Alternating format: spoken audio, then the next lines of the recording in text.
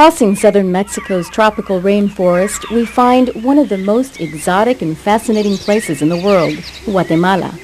In the Maya Quiche dialect spoken by many of this region's inhabitants, Guatemalan means land of the leafy trees, with people unique to this part of the world. I am Claudette Maillé. On this journey to the trails of Latin America, we will explore the landscape and the people of Guatemala, which have withstood the passage of time and the challenges of nature, while retaining features and characteristics that date back to ancient times.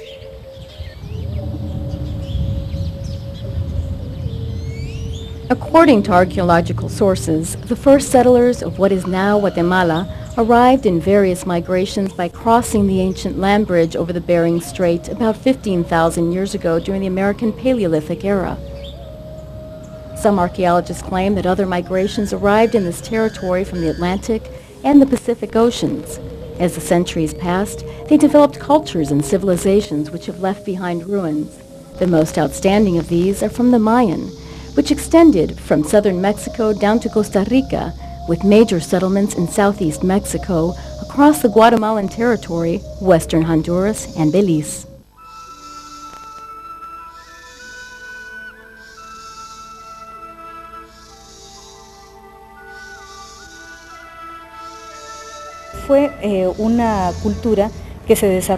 Archaeologist Elizabeth Lemos of the National Museum of Archaeology in Guatemala City tells us that this was a culture which was structured and developed through a very long process, starting in about 2000 to 1500 BC, and lasting up until 1000 AD. The written language that was found by scientists remains a mystery because it was so highly advanced and complex.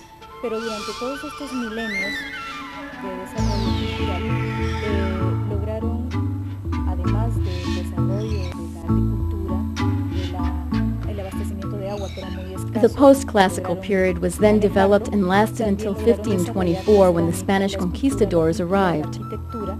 Throughout this millennia of cultural development, the Mayans achieved a sophisticated agricultural and water supply system, as well as being highly advanced in architecture, ceramics, sculpture, painting, and having advanced the fundamental aspects of mathematics, astronomy, medicine, and dentistry, which are some of the most important aspects. We also know that the Mayans had a particular interest for music, since instruments such as drums, rattles, whistles, and flutes, among others, were found in archaeological excavations throughout Mexico and Central America.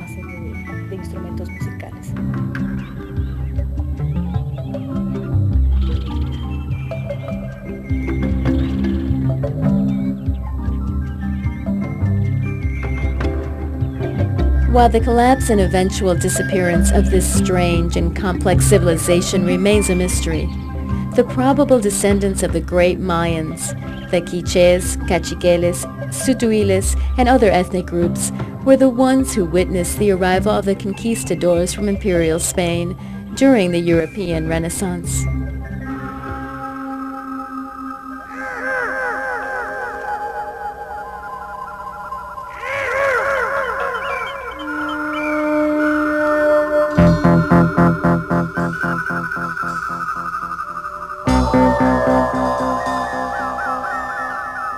The Spaniards imposed their dominion and Christianized the natives in a violent process of conquest and colonization. This process, however, was interrupted a few times by volcanic eruptions and earthquakes in the region, like the one that destroyed the colonial capital in 1781, later known as La Antigua, or the Ancient.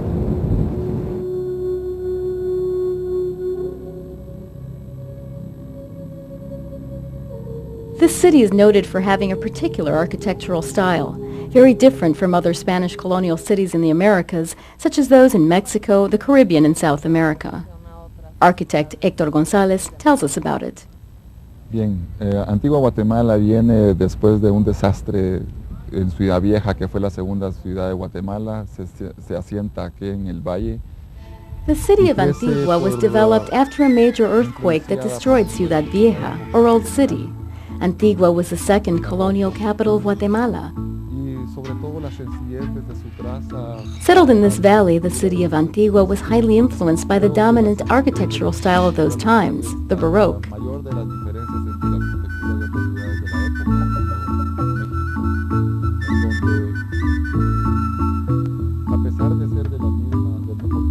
Antigua's architecture is characterized by its simplicity, unlike other colonial cities, such as in Mexico, where richness and sumptuousness are dominant features. However, the simplicity and beauty of Antigua are elements which make this city so special that UNESCO declared it Cultural Landmark of Humanity. Cultural de la humanidad.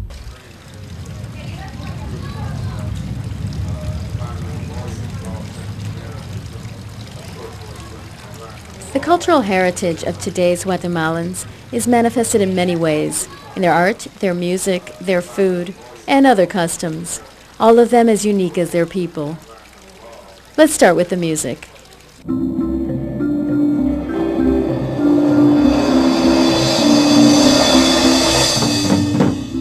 Guatemalan pre-Columbian music has been researched thoroughly by the Terracotta Group, led by brothers Leonel and Max Flores.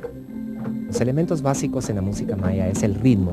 The basic element of Mayan music is rhythm, as in the music of other cultures. Other important elements are the different harmonies and melodies. The Terracotta Group performs harmonies and melodies based mainly on the Quiche, Iman, and Quechua languages. Mayan music was inspired mostly by the ecological environment. In other words, the people used sounds from the air and the wind, combined with the singing of the birds, and produced instruments such as the ones we can see in the Bonampak frescoes, which are wind and percussion instruments. The music and sounds have a ceremonial and ritual feeling. That is what we have found in our research. Some of the instruments are zoomorphic, related to nature.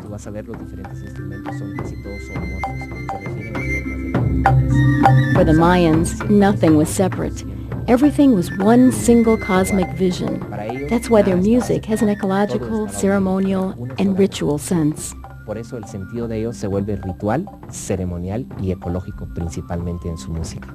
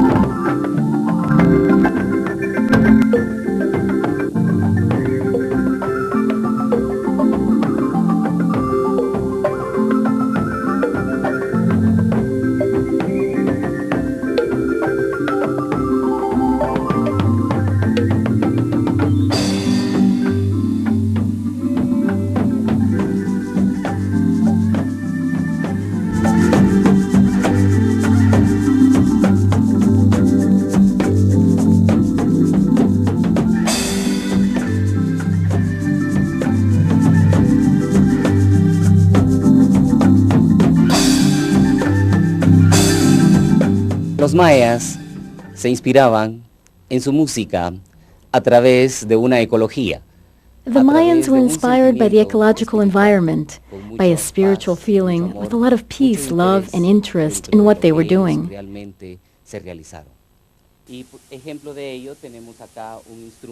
As an example of this, we have here an instrument made from a cane called carrizo. It is called zoo and sounds like this.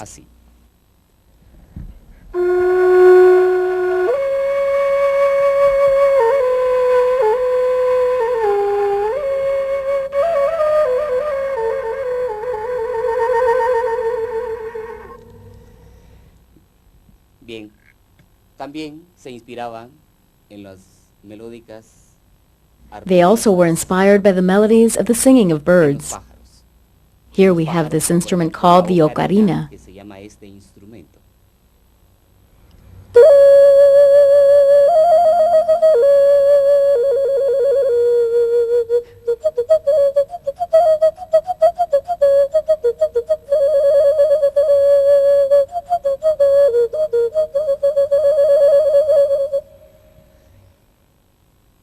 Bien, también este instrumento. This instrument is called sijola, which means lifter of prayers. Elevador de oraciones.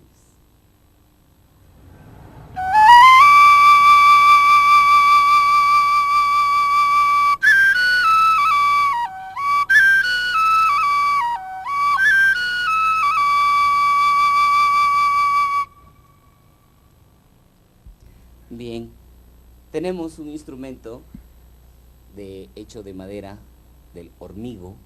This instrument is made from the hormigo tree and has a wide mouthpiece. It is called chirimia and has been inherited from generation to generation from our Mayan ancestors. It sounds like this. Este instrumento suena así.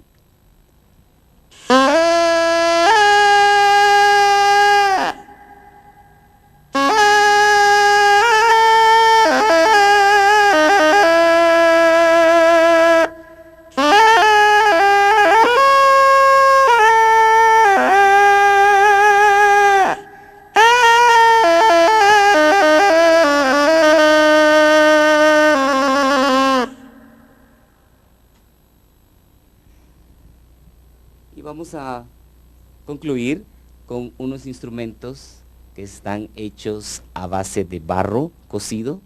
And let's end with instruments which are made of clay, known as clay whistles. They can be found in every part of Guatemala.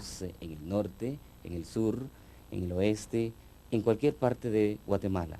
La peculiaridad de estos Their peculiarity is that the indigenous people tune them in the same key, no matter where you get them. En cualquier parte que tú los compres.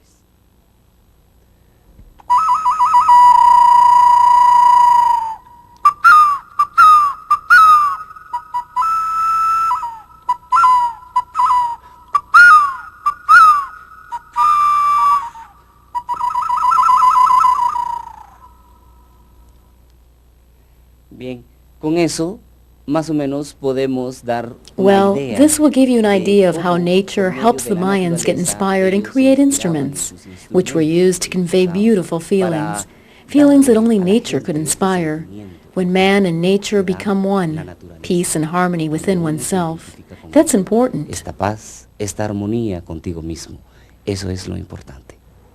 Las melodías de nosotros están basadas en los idiomas. The melodies of our group are based on the sonorousness of indigenous words and phrases.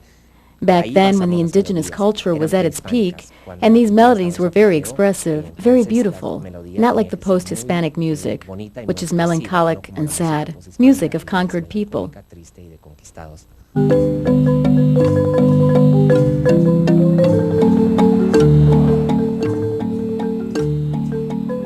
The cultural fusion during colonial times brought new musical instruments like the marimba, developed in various stages during a 300-year period. Considered the national musical instrument, the Guatemalan marimba accompanies folk dances derived from social and religious traditions.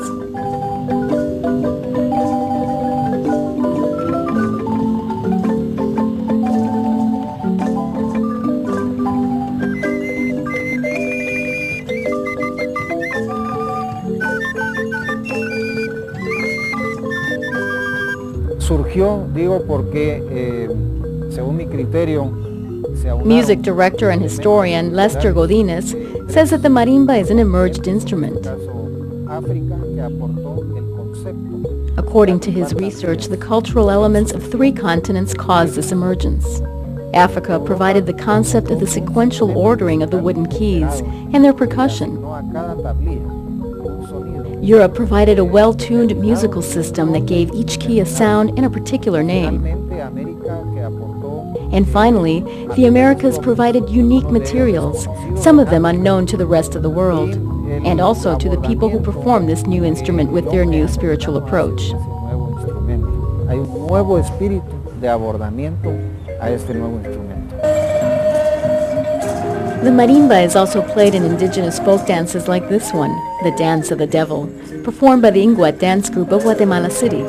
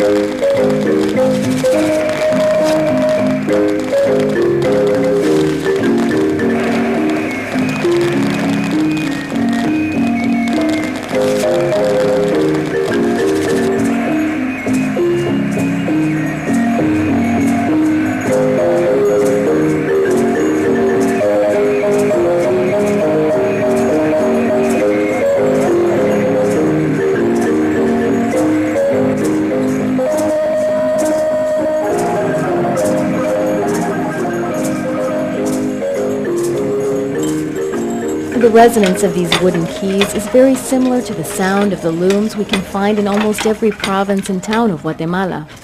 The weaving music goes hand in hand with endless designs showing colors and features that indicate age, marital status, feelings, and regions. This expresses the individual sense of beauty and creativity like here in Comalapa, 120 miles northwest of Guatemala City. The Guatemalan textile tradition inherited from Mayan ancestors has been kept alive from generation to generation, mother to daughter.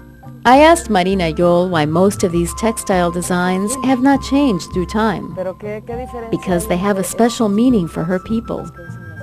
Marina explains that every region of the country has its own particular colors and forms. The huipil, which she is making, is for an old person. Huipil is a shirt used exclusively by women.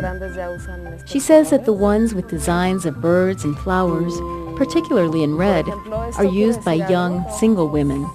In contrast, sober, less bright and vivid colors with geometric designs like this one for her mother. Marina says that it takes about 2 months to finish one of those. In Santiago Solola, one of the 12 towns surrounding Lake Atitlan, which bears the names of the apostles, we found Concepcion Auchan, whose profile was chosen back in 1957 to be on the side of the 25-cent Guatemalan coin when she was 17 years old. The ribbon she rolls on her head, called tocoyal, is used by women from this village only.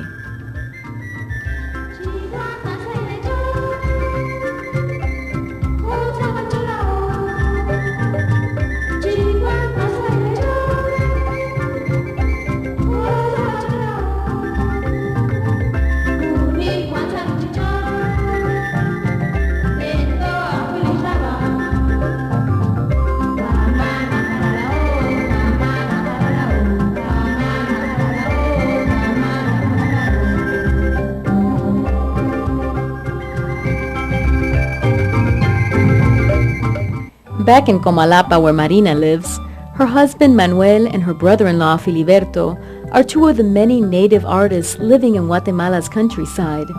Manuel says that his painting's main subjects are his picturesque town and its people. La verdad es que, digamos, a mí me gusta, digamos, pintar, digamos, la fachada de la iglesia de Comalapa. Manuel Yol points out that he's interested in showing his hometown and the customs of his people in his paintings. For example, a recurrent subject in his works is the annual fair of his hometown, San Juan de Comalapa, which is celebrated every June 24th. This fair is the most important social, economic, and religious event of his community, which manifests every cultural aspect of their daily life, including their artistic expression. These traditions are embodied in Manuel's painting. Para no perderla, es que nosotros plasmamos en un lienzo, que nosotros mismos lo sentimos, ¿verdad? Que lo vivimos en lo actual.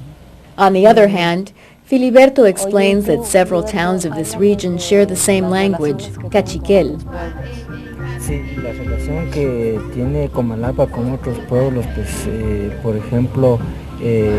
Despite of being integrated into Guatemala's modern daily life, they still share customs and traditions native to their region.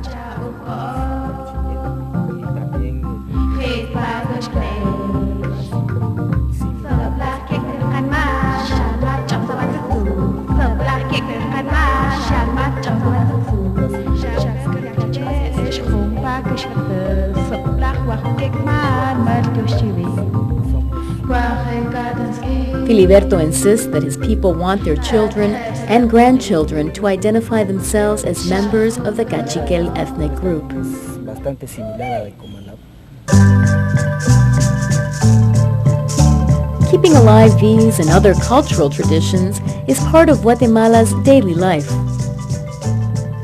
On All Saints' Day, the people of Santiago Zacatepeques celebrate the occasion by flying huge kites in their cemetery, inspired by the belief that when people die, they fly up to the sky, meaning to heaven.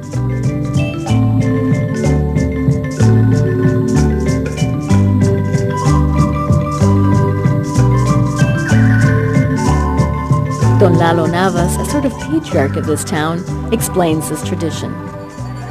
Desde la época de nuestros ancestros se viene dando pues cada año el festival. We have celebrated this annual festival of kites for many years. We're talking about 80 or 90 years. But the tradition itself dates back to pre-Columbian times. The native indigenous peoples of this area, the Cachiqueles, believe that every person who dies goes to heaven, which is in the sky. The act of flying kites is a way of communicating with their ancestors who are in heaven. The process of making the kites demands cooperative efforts of families, friends, and the whole community. Visitors from the neighboring towns come together to enjoy this day. They make kites 15 to 25 feet long in diameter, as well as smaller ones for the children to play with. What is important here is that they fly their kites in order to communicate with their forefathers who have passed over to the eternal life.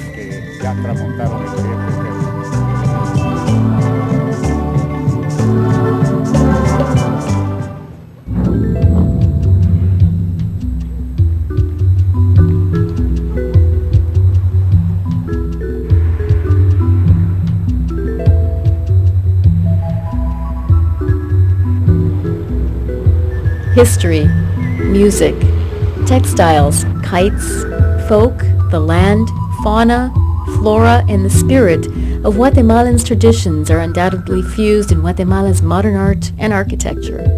Efraín Recinos is considered the artist who broke with traditional patterns and imposed what could be called the contemporary aesthetic identity in Guatemala's architecture, with a strong sense of a national cultural identity.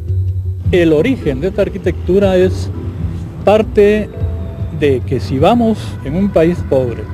The origin of this architecture is that if we consider we're in a poor country or economically underdeveloped, and we need to have an architecture for an auditorium which demands some kind of richness in its design, we have to be ourselves. What does it mean to be ourselves in architecture? This is explained in the design of this particular building. The idea of integrating ourselves with our landscape, our volcanoes and our mountains. But when talking exclusively about architecture and space in particular, we have to get closer to our practical way of life, what some writers call magical realism, that which is beyond the rationality of international architecture. You are not going to find the architecture of London, Paris, or New York City here. Yet this is something that is ours, and therefore has an architectural poetry, perhaps too romantic or a little crazy. But that's the way we are. We are trying to establish a way of being brothers and sisters of the Mayans, those people who lived thousands of years ago, not to imitate what they did, but to be their brothers, by interpreting in a contemporary way what they perceived back then. Now we have a more functional architecture because we can use the interiors. We do have other influences from Gaudí and Mendelssohn who have offered expressionist architecture, but we have remained linked to the Mayans because we believe in who we are and where we came from. This means that we are not from Africa, Greenland, or Europe. We are from Central America, somewhere that is closer to everything, like dreamlike reality. Así somos nosotros. Es decir, no somos de África, no somos de Groenlandia, sino somos de Centroamérica. Una cosa que está más cerca de todo como una realidad ensoñada, dijéramos. A pioneer of Guatemalan contemporary architectural design, artist Roberto González Goyri went beyond the realism of the Mexican muralist movement with his reliefs of concrete that we see at the Guatemalan National Bank, built in the early 60s. He also built the famous concrete sculpture of Tecunuman, the Indian warrior who led his people's fight against the Spanish invaders in the 1520s. Venerated as the pioneering modern artist, González Goyri recognizes the roots of his art. Yo diría que mucho de lo que está alrededor de mi entorno. I'd say that my works are inspired by my surroundings, including things that for common people would be unimportant, like a child cutting a flower, a smile, maybe a bird flying. I think that what interests me the most is to get myself into pre-Columbian art and the strong presence of the indigenous culture. On the other hand, another source of inspiration for me is what surrounds Latin American reality and the mystery we find all the time in Latin American art.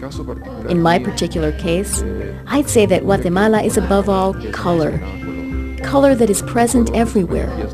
In the blue skies, in the mountains. That's exactly what I try to recreate in my paintings.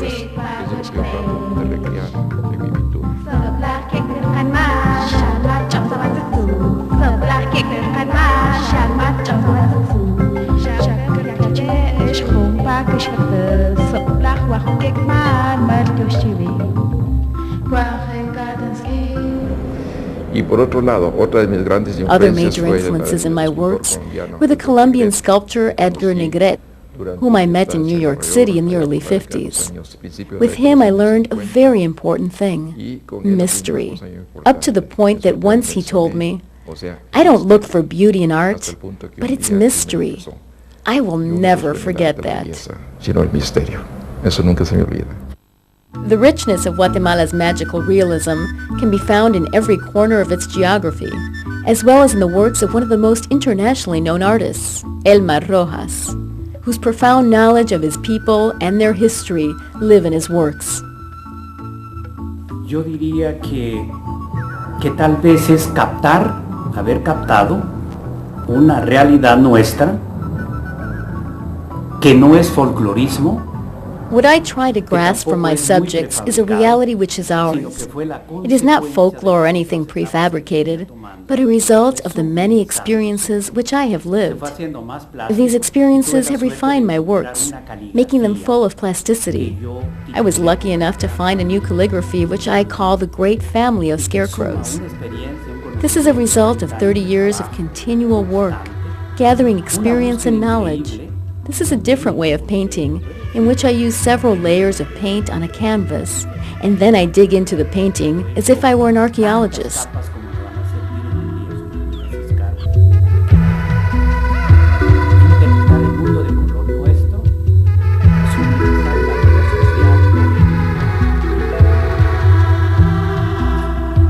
I translate colors, sublimating social life and its poetry into this world, including life in the countryside. In a way, this has allowed me to be understood and accepted as an artist who has contributed to the art of the world, as a giver and not a receiver, in the broad roof of magical realism, manifested not only in painting, but in literature.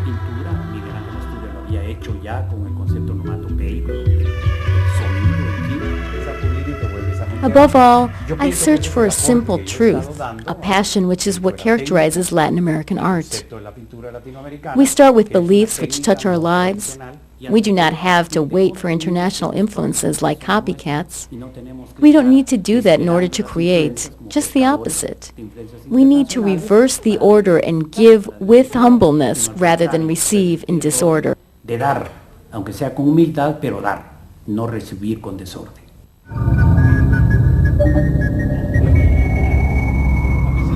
This boundless perception of life in the world lives also in Guatemalan theater, with Mayan and European ancestors. No me digáis que son tan civilizados estos indios, que saben entender en los gatos. No, os lo creo. Es mío desde aquí hasta la mar océano. ¿Y qué? This play, entitled Pascualaba by Guatemalan playwright Manuel Galich, illustrates 500 years of Guatemalan history and social confrontation, the violent encounter between races and cultures, and the consequences up until our times.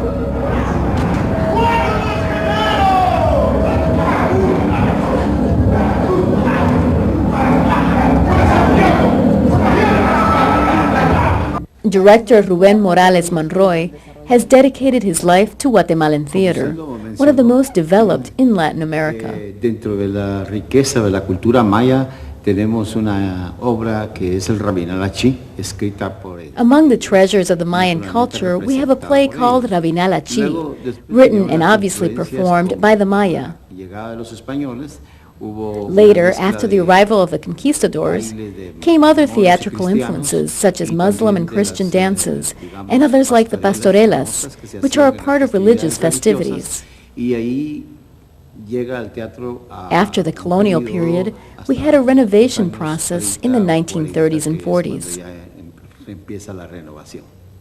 El reo fue indultado un minuto antes de la hora señalada para la ejecución. ¿No es así? No, señor. Las órdenes se cumplieron estrictamente. Lo quemamos, lo descuartizamos y sus huesos molidos. ¡Basta!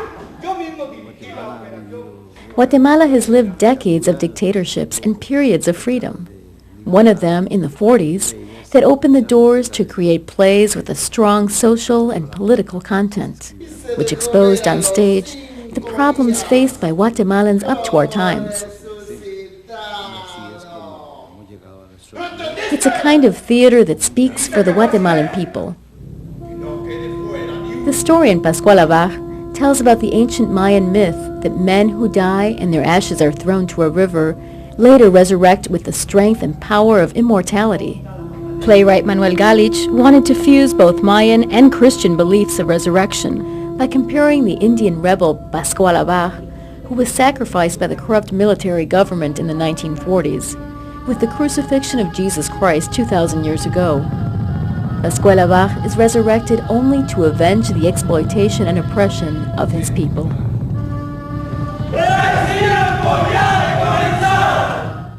In Pascual Abaj, the whole cast consists of factory workers who also are students at the Universidad Popular Obrera. This university, dedicated to educating workers, was founded by President Jacobo Arbenz, whose democratic government was overthrown by a military junta. Doing theater in Guatemala is very difficult for these actors. La Universidad Popular se ha destacado mucho en presentar lo que es en sí el teatro guatemalteco. The Universidad Popular of Guatemala has distinguished itself by producing the real Guatemalan theater, responding to the need of knowing our roots, and it looks to me that we are the only ones who are showing this reality. Many people really ignore what Guatemalan theater is all about. In order to exist as an actor, the person has to have a regular job to survive. But the good part of it is presenting those beautiful messages to the public. Para mí es, en primer lugar, un honor y en segundo lugar, Playing the lead character of this play, first of all, is for me an honor, and secondly, it's the opportunity to be really proud of being Guatemalan. Because although they say that we are part of the Western tradition, we know in our hearts that we are also Indians. The message of Pascual Abaj is the quest for peace as a final goal, and that goal includes feeling ourselves as brothers and sisters, regardless of race. El teatro ha contribuido mucho a hacer conciencia en las autoridades y Theater has contributed to create awareness in our leaders and authorities about the problems and extreme violence that everybody in Guatemala has suffered, including us as actors. It is obvious that the works of different writers have contributed to successfully paving the way to peace and tranquility that it's about time for all of us to have. Tener un momento de paz y tranquilidad que ya no la merecemos. Cristo, ten piedad. Cristo, ten piedad. Señor. Despite all the trouble suffered in this country, like in most third world nations, Guatemalan people are hospitable and peace-loving. These qualities have survived class struggles, social and political violence and discrimination. Elmar Rojas, who was Minister of Culture in Guatemala, explains that. No hay mal que dure 100 años. La fruta madura por gravedad. Nothing lasts forever, including violence. I think there's a new generation that is becoming aware of their responsibilities and also thinks that the state is learning that old failed ways go nowhere. There have to be institutions that protect the nation's sovereignty, as well as civil institutions that must be accountable for the actions and policies aimed at the welfare of all Guatemalans, not just organized labor or political parties. I think that now is the time to get to that point, and it's just a matter of time. I'm not pessimistic nor optimistic, but it is a matter of time. I also firmly believe that the interdependency of the world plays an important role in making substantial positive changes.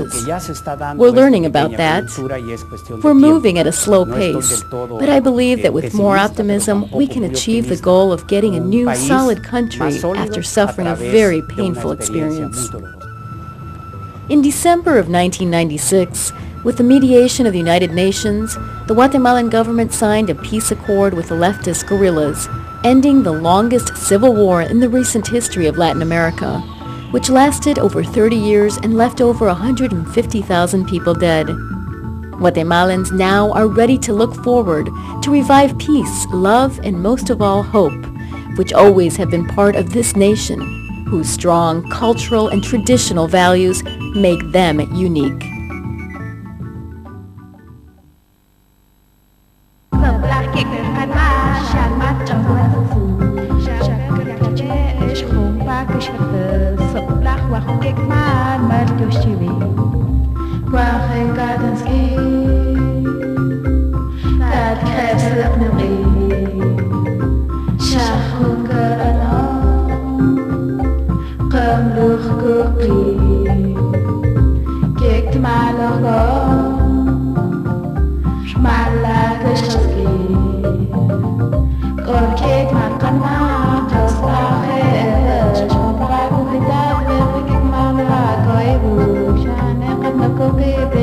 Like ik maar, het werd ze gekroosje.